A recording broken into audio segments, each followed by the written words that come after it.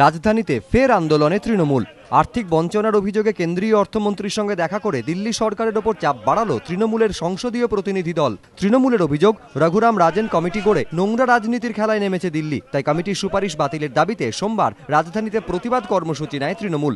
পাশাপাশি রাজ্যকে আর্থিক সাহায্য দেওয়ার দাবিতেও সরব হন তৃণমূল সাংসদরা। রাইসিনা হিলসের সামনে কেন্দ্রীয় অর্থমন্ত্রী পি চিদম্বরমের নর্থ ব্লকের অফিসের সামনে মিছিল করে গিয়ে বিক্ষোভ দেখান তারা।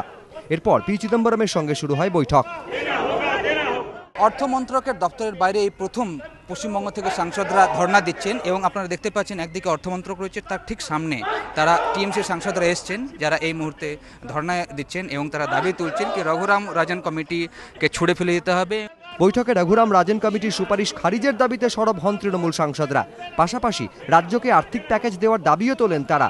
সুদীপ বন্দ্যোপাধ্যায়ের দাবি, বিষয়টি নিয়ে প্রধানমন্ত্রীর সঙ্গে কথা বলার আশ্বাস দিয়েছেন চিদম্বরম। আমরা বলেছি বাংলাকে বঞ্চনা করবেন না, কেন্দ্রীয় সরকার যেমনভাবে পারেন এককালীন একটা অর্থনৈতিক প্যাকেজ দিয়ে এই ঋণের বোঝা থেকে বাংলাকে মুক্ত করতে আপনারা কিছু পজিটিভ পদক্ষেপ গ্রহণ করুন। আমাদেরকে বলেছেন যে এই বিষয়ে আমি আবার প্রধানমন্ত্রীর কাছে অত্যন্ত গুরুত্বের সঙ্গে আপনারা যে বিষয়গুলো উপস্থাপনা করেছেন, আমরা সেই বিষয়গুলো নিয়ে আবার প্রধানমন্ত্রীর সঙ্গে কথা বলবো। বুঝতে পেরেছেন ভালো, অনেকদিন পরে বুঝলেন, এটা হচ্ছে কথা, এতদিন পরে বুঝলেন।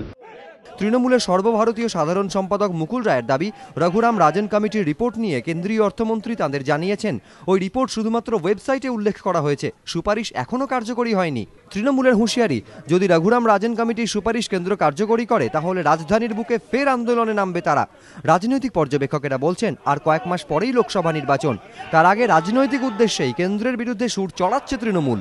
বিজেন্দ্র সিংহ, এবিপি আনন্দ, নয়াদিল্লি।